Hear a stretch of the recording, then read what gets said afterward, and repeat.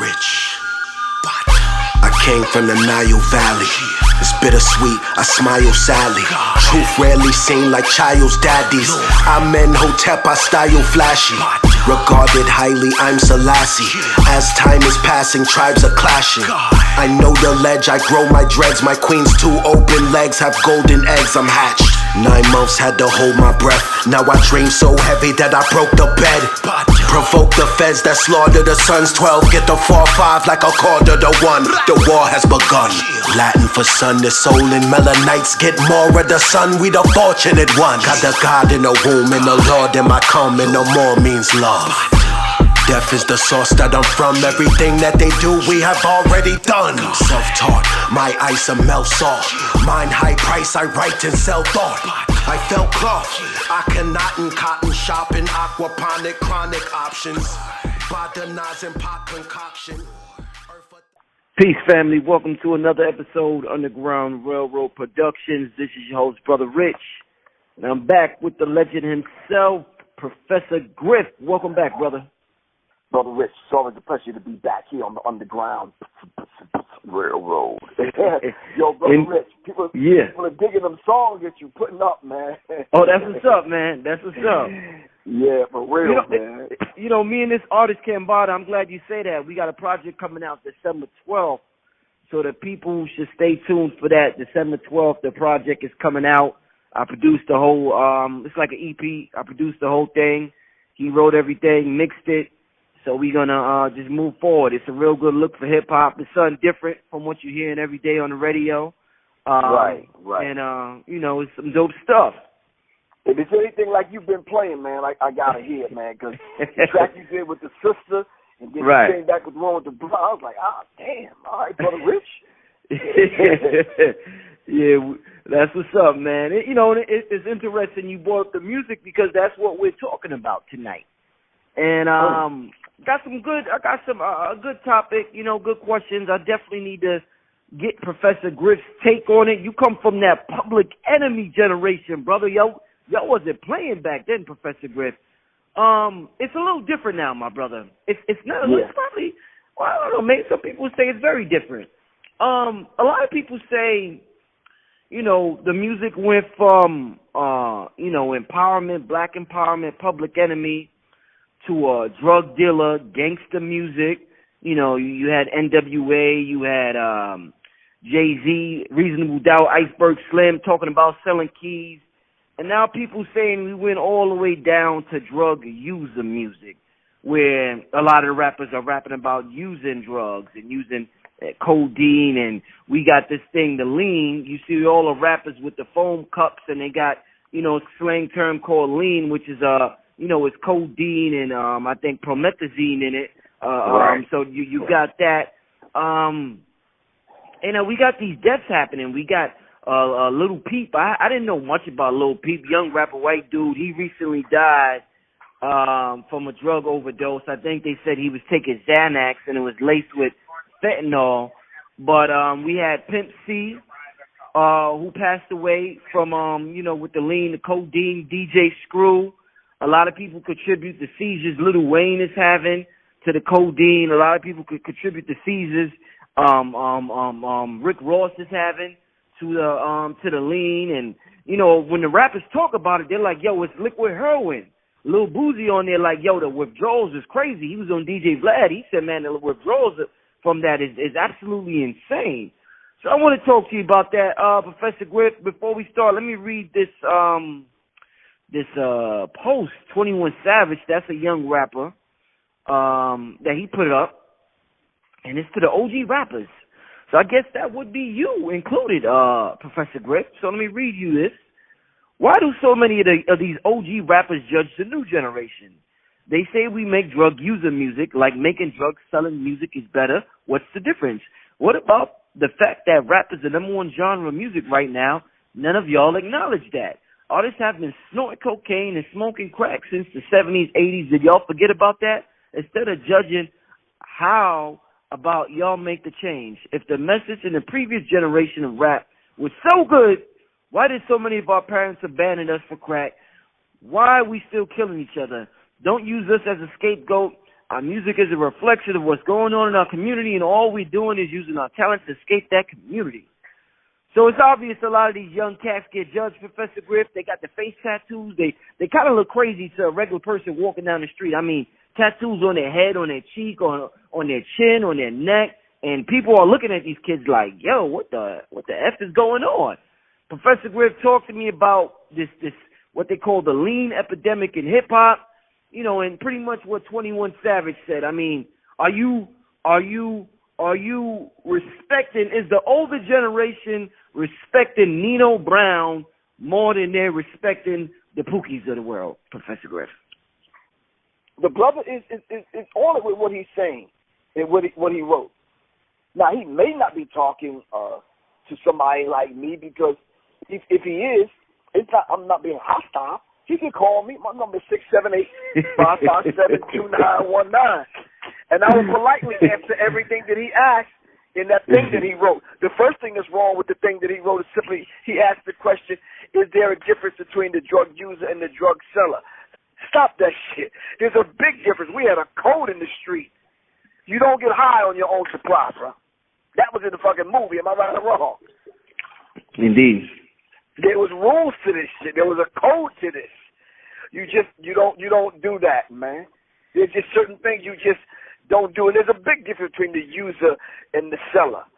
And the reason why people were using cocaine and people were murdering one another is not because of the music, young brother. It wasn't because of the music. Dude, listen, and even if we were getting high, we made sense on our songs. Flavor got high. Mm-hmm. Everybody know that. But go back and listen to the Public Enemy song and see if that shit did not make sense. And see if it didn't raise your vibratory pitch of your thinking to a higher thinking, a higher level. You understand what I'm saying? We made sense, young brother. You know, we didn't get high and then go in the studio and just say whatever the hell we want to say, hoping that it'll make sense to somebody. There is a big difference, man. But I'm not going to give you the lesson on drug dealing and cocaine use and smoking weed and what's the difference between a seller and a smoker and a dealer and a, come on, bro. That's a conversation we need to have, and I'm not going to put you on blast on Brother Rich's show. But give me a call, man. I'm open to have that discussion with anyone. But Brother Rich, we all know, the people that's listening to this with some common sense, know that white people have already said, I shouldn't say white people because I don't want to make a blanket statement. Those white people that conspired to destroy black people, the same white people that John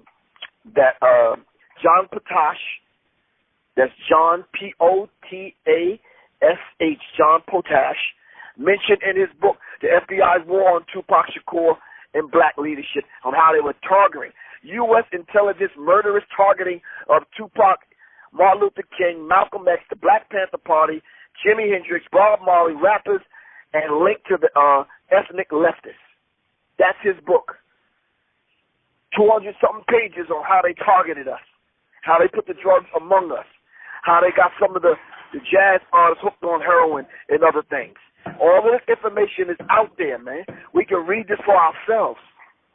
So it's not difficult to tell why the whole drug culture became part of the music. It was their intention.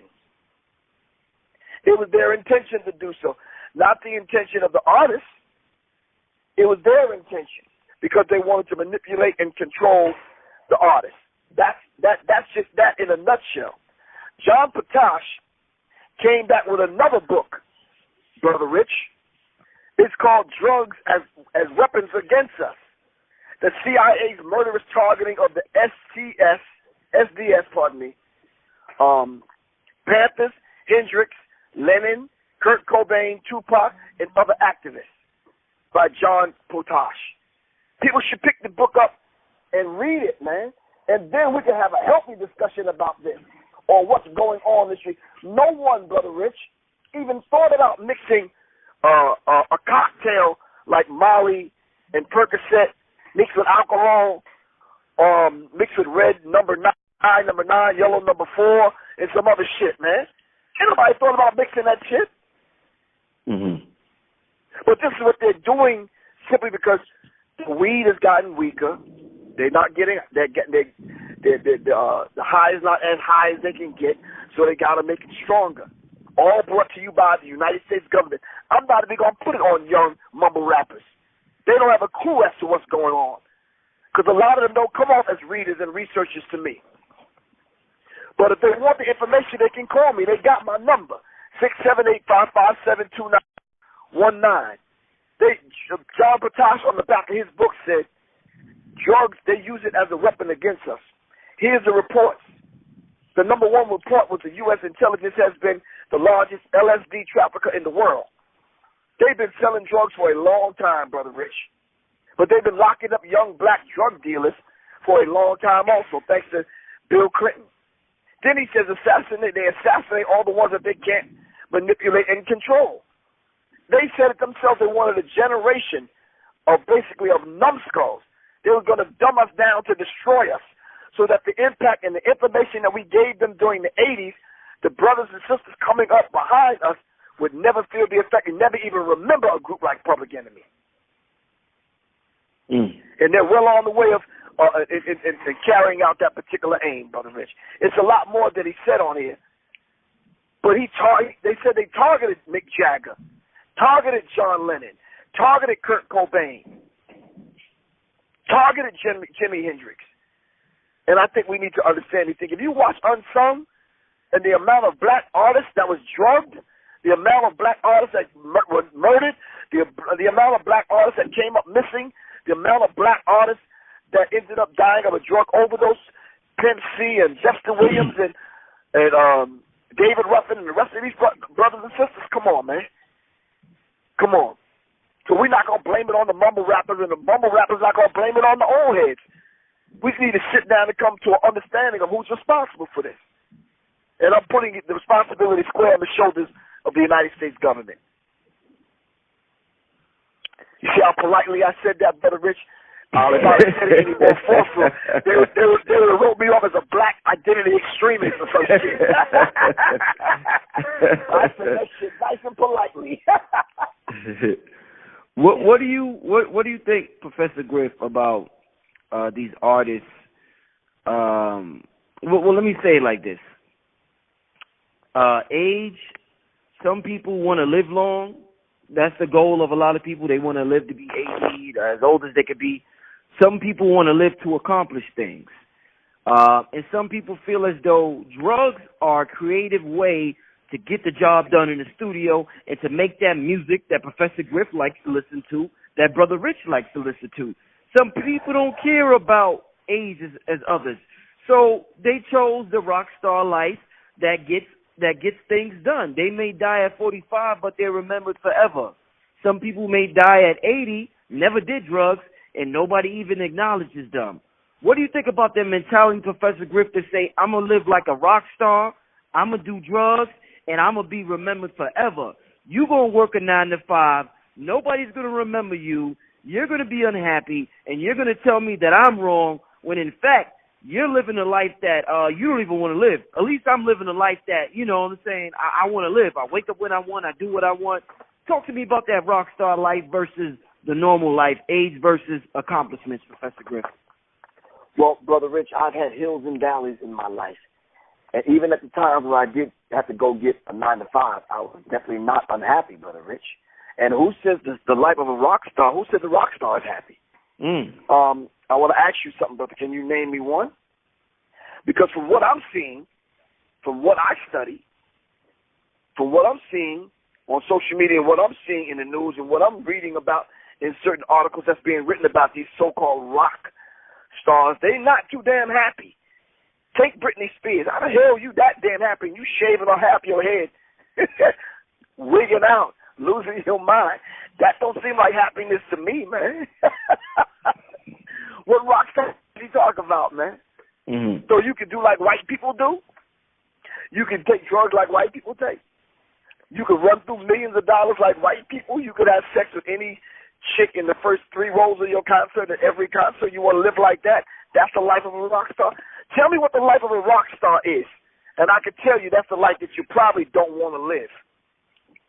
So I guess in the movie The Bronx Tale, Robert De Niro was right when he says when they said to him that the working man is a sucker.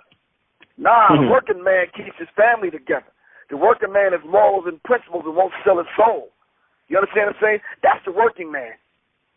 So we got to understand this particular dynamic. Whether you work a 9 to 5 and you on that grind, or you quote unquote living the life that you want to live in the music industry, regardless, man, it's a love, it's an honor and respect for yourself that you should have his values, his interests, and his principles. And it's a code that we have to live by to respect ourselves and to respect other people. I don't see the bus driver. Wasn't Black Dot a bus driver? Yes. I don't see Black Dot disrespecting people in the way that some of these cats be disrespecting people. I saw one cat in New York City just tweaking out, man, from these drugs that he's taking. He was just reaping havoc through the city, man. And they caught this on YouTube. And I'm like, wow, did you see this dude destroying people's tables, man, and whatnot? Oh, the young dude, Bonk. Is that his name, Bonk? Yeah, I'm like, what is this dude doing? He picked the right people that day. Because if that dude would have did that to my table, it would have been on and popping, man. Mm-hmm. But I'm just saying to you, is that the life of a rock star, Brother Rich? That's not the life of a rock star to me. I'm not trying to be a rock star. Public Enemy at our peak, millions of people know Public Enemy. Millions of people listen to our music. Millions of people have come to our concerts. You understand what I'm saying? Mm-hmm. I'm not going to let that alter my character and who and what I am. You understand what I'm saying? If the white rock stars want to live their life like that, reckless and carefree and that kind of thing, and spending millions of dollars on toys, cars, and motorcycles and all that kind of stuff, good luck, man. Live your life. I'm not living my life like that, man. Even at Public Enemy's peak, if I was sitting on hundreds of thousands of dollars, I wasn't spending my money on that, Brother Rich. Not at all, man. And if that's their idea of how they want to live and live like a rock star, by all means, be my guest, man. Be my guest. That's not the lifestyle that I want to live. And if I got to be a sucker because I want to have a 9 to 5, then I'll just be that sucker. I'll just have to be that sucker, man. You understand what I'm saying? But I want to live. I'll be the one with the 9 to 5, and then when the rock star dies at 32, I'll be the one at his funeral.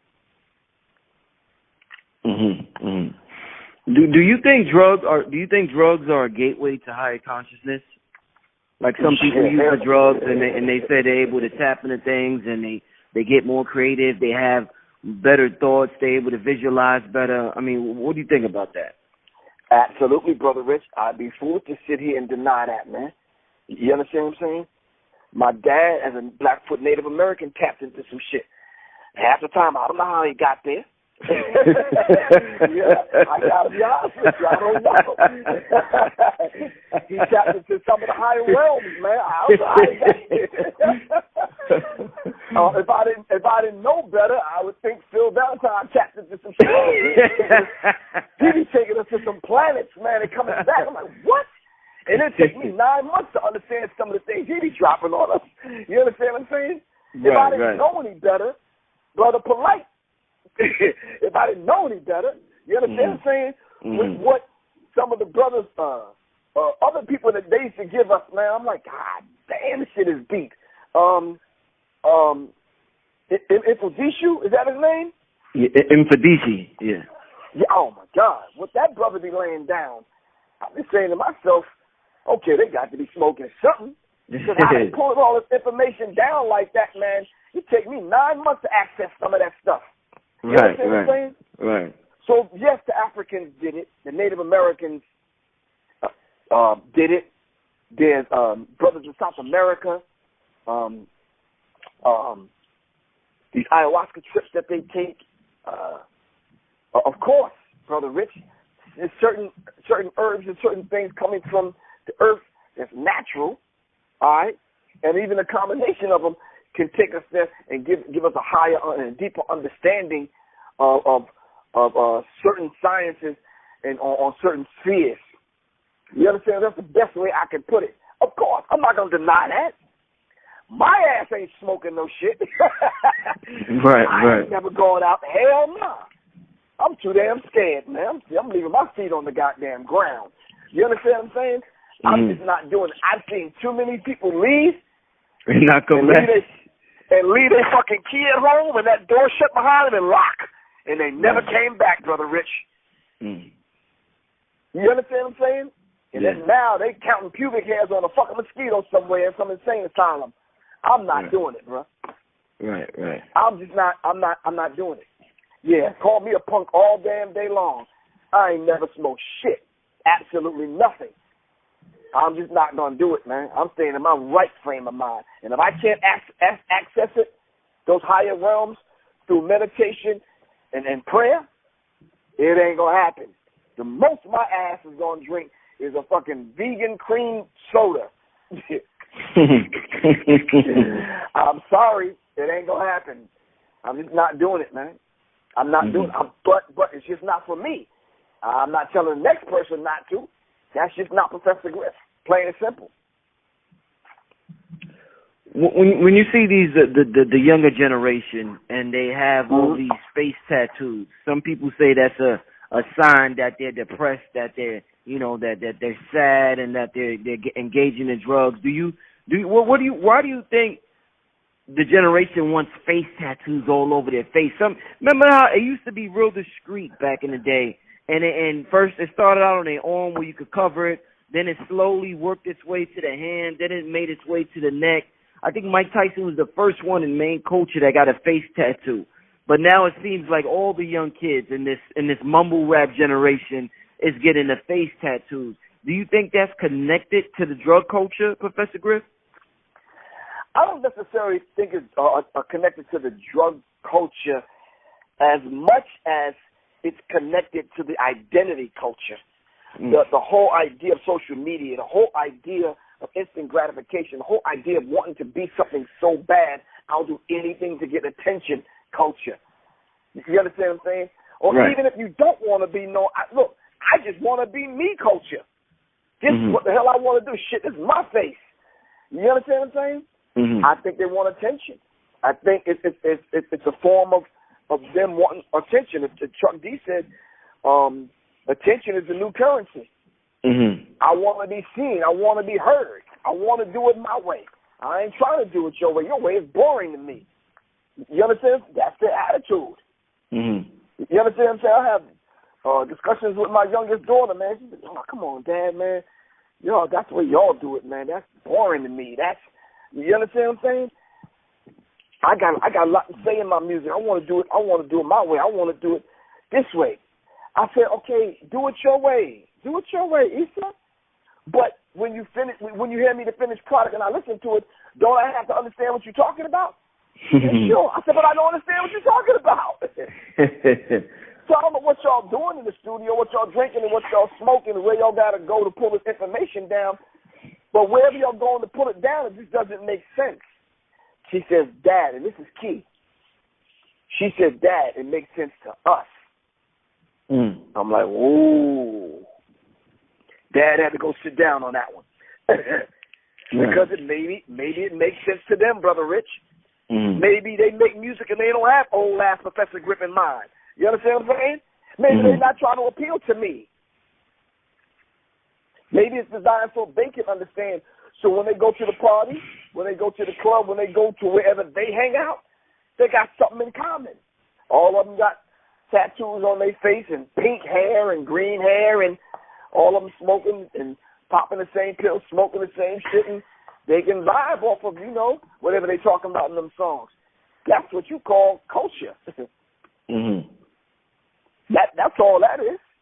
And if that's how they relate to one another, cool. But we need to tell them, it's a bigger world that you're living in. Once you leave the party, what happens? Then Officer O'Reilly, O'Toole, and O'Fool pull you over. What happens now? You understand what I'm saying? You got to deal with a real reality. And this is what I try to get my daughter and her generation to understand. It's a real world out here. You're not the only one in it. You're not the only one in it. Can you realize the world we're living in now, Brother Rich? 5 times today, I had no cash on me. I had to use my card. 5 times today I heard, you chipped, you got the chip, you got the chip, you chipped, you got the chip. And I'm like, damn. So I thought about it when I got in the car. I'm like, damn, we saying this every day to one another. Do you got the chip?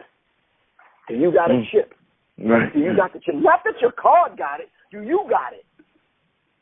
You understand what I'm saying? Mm-hmm. In a minute, all of us going to be chipped, Brother Rich. In a minute, all of us going to be chipped. That chip that we have in our card is going to be in our hand and in our forehead, man. Mm-hmm. And I said, wow, I kept repeating that to myself, and I'm like, I'm hearing this too many times today. Are you chipped? Do you got the chip? Something is up with it. It's in the everyday language now. Social media have changed the way we communicate with one another. You understand what I'm saying? Mm-hmm. I had the ungodly pleasure of listening to a radio station here in Atlanta, 107.9, and they played one of them kitty mumble rap songs. So I said to myself, you know something, I'm not going to change the channel. I'm going to listen to this shit. I tried. I swear to God, I tried. I tried to bring a different aspect of my soul to it. It didn't connect, Brother Rich. It just didn't connect. And I want to say to them cats out there that's listening to this, the reason why it didn't connect, because I think the majority of that is not from us, Brother Rich. Some of that is drug-induced. Right, okay. But what drug induced it is the thing, Brother Rich. Is it that natural stuff that my pops was probably smoking on in that peace pipe? Probably not. Is that other shit that some of the cats I know that I came up with in hip-hop is smoking on? Probably not, Brother Rich. You understand what I'm saying? But what drugs are they on that would allow them to pull down some higher science or some higher infinite wisdom, so to speak? You understand what I'm saying? And then what drugs are they taking that will actually shut their whole system down to the point where you can't be creative? This is why when you're talking to someone and they can't pull together their thoughts, they tend to repeat things. And I said to myself, wow, I hear it in the songs. They constantly repeating things over and over and over. Repetition is the mother of learning, Brother Rich. Mm-hmm. And it affects the psyche when you interrupt that particular process. I'm talking about the process now. Hear me out, Brother Rich. I know I'm being long-winded, but the process now that everything is in 140 characters and everything is at your fingertips on your cell phone or on the computer. You don't have to remember anything, Brother Rich. I don't have no books and no notes in front of me, and I'm coming off the top of my dome with this stuff. I'm saying to you because I had to commit some stuff to memory, right or wrong. Right. They're not committing anything to memory. Mm-hmm. It's more difficult to commit things to memory now because we live in a microwave world. Everything is popping fresh, throwing supersize me. You know, everything is at your fingertips. I don't have to remember anything. It's right there at my fingertips. Or you want to know something? I'll just pull it up on Google. I'll just Google it. I'll just put it in my cell phone. It'll give me the answer. You don't know how to pronounce a word? Go to dictionary.com and learn how to pronounce it. I ain't got to remember it because I got it in my phone. But what happens now when you lose your phone? Some people lose their phone and lose their mind, bro. That's my answer, Brother Rich. Mm. Well, let me ask you. You brought up the book earlier by John Potash, right? Mm-hmm. And a lot of people at this point are aware of the conspiracy to flood communities, black communities all over the country with crack cocaine. So right. when you know, there's a reason for what happened in the 80s with that drug infesting the neighborhoods. People look at this like this is different. This ain't a conspiracy by the U.S. government. This isn't a lean conspiracy like it was a crack conspiracy. There's a whole different reason for these kids to go to these. So what I want to know, how do we go from crack to dudes just talking about weed, keeping it simple with weed, like, yeah, man, we don't do none of that extra stuff. That's crazy. That's, you know, that the pills, they used to say that's rich white kid stuff. They get bored and they start popping pills. So how do we go from saying that in the 90s and just talking about marijuana, maybe if you had a lot of money, you snorted cocaine, to just liquid heroin. Everybody being on liquid, what they call liquid heroin right now. How do we go from weed to liquid heroin if it's not a quote-unquote government conspiracy, Professor Griff? Well, they said it wasn't a government conspiracy. I'm saying that's exactly what it is. We went from something as simple and as easy as going to the store and you buying rolling paper. You understand what I'm saying? You can roll your own. You can roll your own. Now you're able to buy government synthetic weed. Now they made it. They gave you the prescription and the formula to know how to make crack. You understand what I'm saying? They're doing this by design, Brother Rich. And we went from the drug that came from the earth, all right, that had medicinal purposes. As soon as you light the fire to it, it becomes a drug now and has a different kind of effect on you. Then they started sprinkling the weed. You understand what I'm saying? Then they started lacing the weed. Then they started doing all kind of stuff.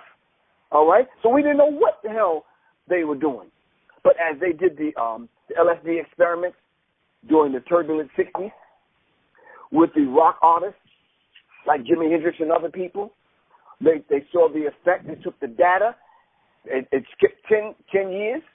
It didn't really skip it, but they was trying some different things out. So by the time the mid-'80s hit, crack cocaine, they perfected the formula. Crack cocaine hit, it devastated the black community. So this is no different, Brother Rich. This is the same exact thing. In John Patash's book, it talked about the book Drugs as Weapons Against Us. It talked about the connection between what was going down with the brothers and sisters in the Black Panther Party in the 60s, Jimi Hendrix, which everybody thought was so far left, and Black Panthers were so right. But Jimi Hendrix used to sit in some of the meetings with the Black Panthers. But Jimi Hendrix was friends with a lot of white rock artists in England, London, and a few other places in Europe. Then what connection does it have with John Lennon, Kurt Cobain, and then bringing it up to date, Tupac, and now we can even say some of the other people, Pimp C and some other people that passed away. It's a direct link, and it's a direct connection. You understand what I'm saying? And the local drug dealer don't even have a clue. He don't even have a clue, man. But this is by design, Brother Rich. This is by design, man. So whoever's coming up with that data talking about, they don't know whether or not if this is if they're doing this on purpose or whatever. And how do we get to this point? It's all in black and white. They wrote about it, Brother Rich.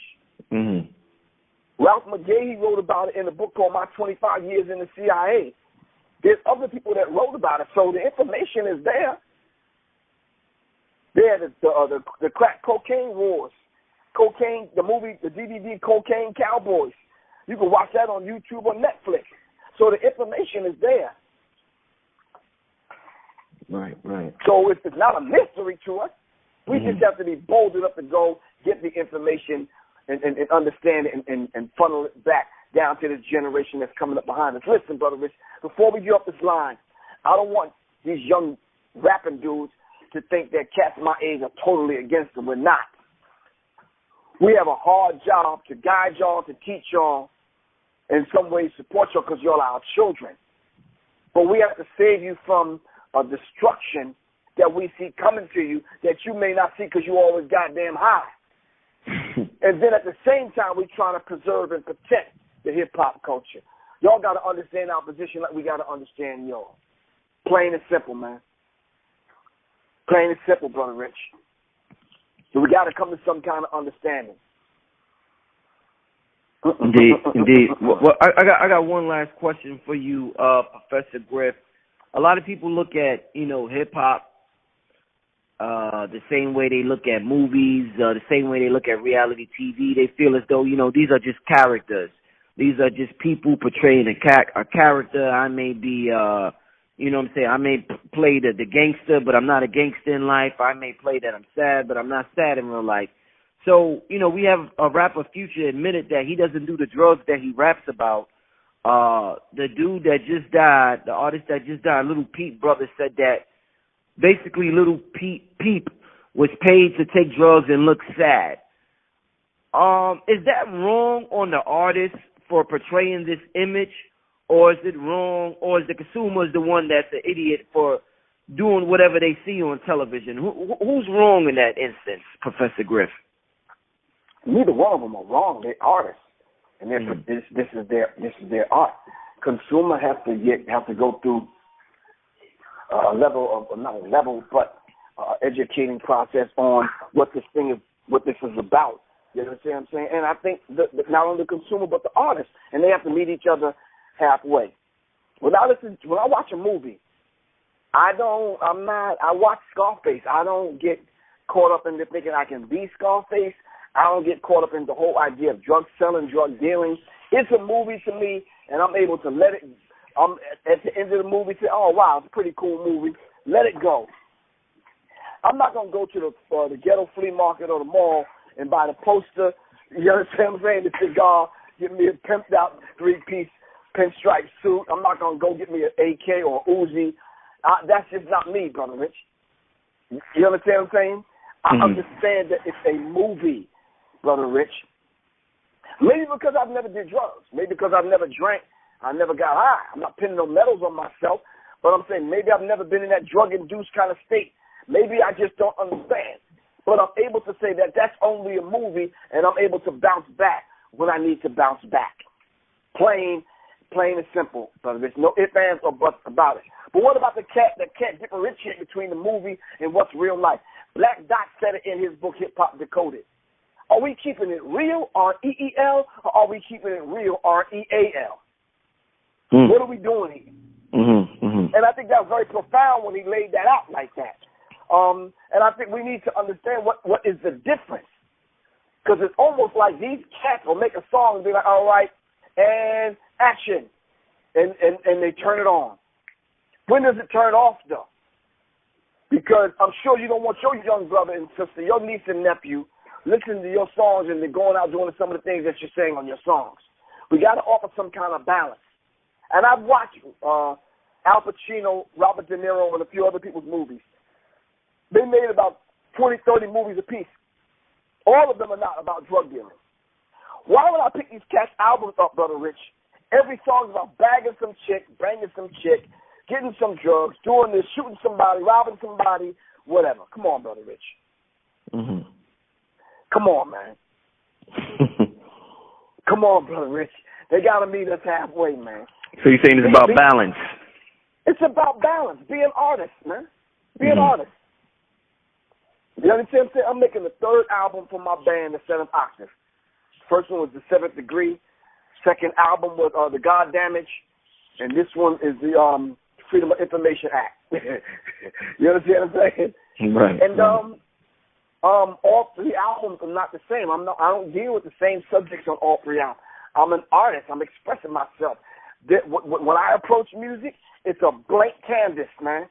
And I'm using different colors, different brushes, whatever I come up with. It's how I express myself. Every song is not going to be the same. Indeed. Well, I guess on that note, Professor Griff, I want to thank you for the talk tonight, and leave your contact information for the people. You left your number about 5 times, so they should have got it by now. But leave your contact info. Let them know any events you got coming up, brother. All right. Well, people can contact me as is usual, 678-557-2919. I will be in Baltimore, in B-More. Guess what I'm doing, Brother Rich? What you doing, brother? I'm judging a rap battle. Oh, that's dope. That's dope. Okay. They're gonna let me speak to these young cats. I'm judging a rap battle. You understand what I'm saying? And I'm gonna tell them straight up, these are my rules. You understand? Be clear, make some sense. You understand what I'm saying? I want to hear your flow. Even if you fuck up and you recover. You understand what I'm saying? Right. I want to see showmanship, because people mess up on stage. That don't move me. You understand what I'm saying? I've seen the best of them mess up on stage, including James Brown. And he was a perfectionist. But I'm saying, I want to see that next. This ain't no fucking Poppin' Fresh, though. This ain't America's top dancer, top talent, top whatever the fuck. This ain't The Voice. They say this is real, this is gutter, this is going to be in the hood. You understand what I'm saying? And this is real and up front. And at the end of the night, I'm going to tell them straight up. The winners, the losers, whomever, I'm going to let them know. This is what it is. Not from a, I'll sign you, you're going to make a lot of money in the music industry perspective, but from what's real. You understand what I'm saying? Right. From a real perspective. Plain and simple. But anyway, so I'm going to be judging a rap battle in Baltimore this weekend. Matter of fact, on Friday. Friday night. If they can go to my Facebook page, I'll throw the flyer up on the Facebook page. I'll send it to you, Brother Rich, so you can put it up on this, and hopefully they'll see it before Friday.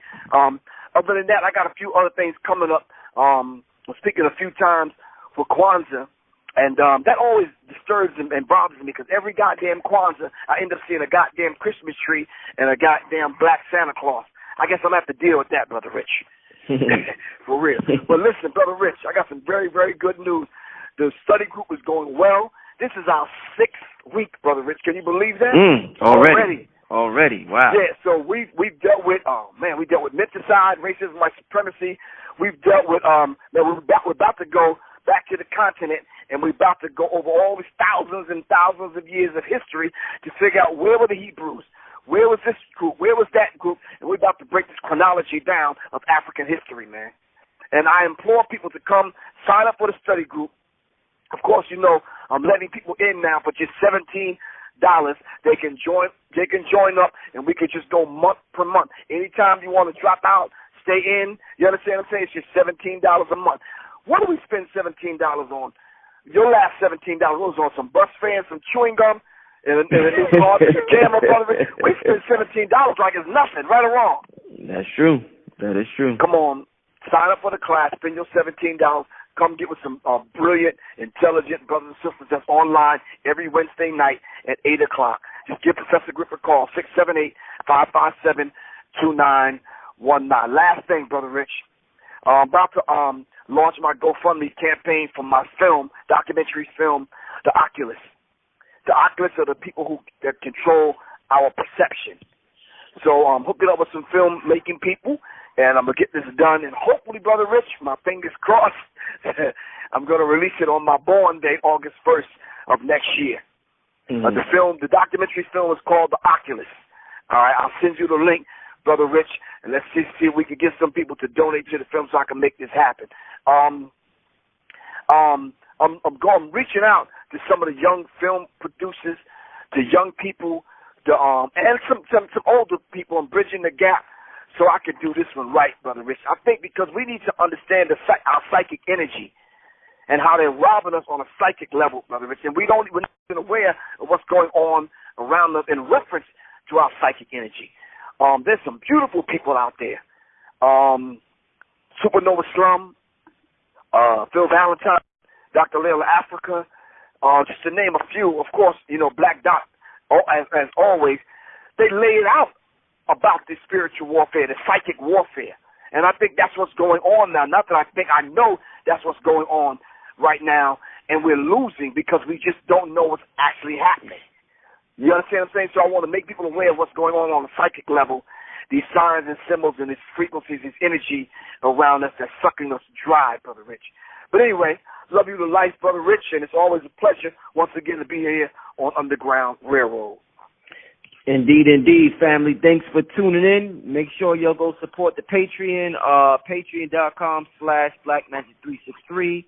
Stay tuned for the Cambada and Black Magic album coming December 12th. We signing out, family, and we're going to see you next week. Peace. Peace.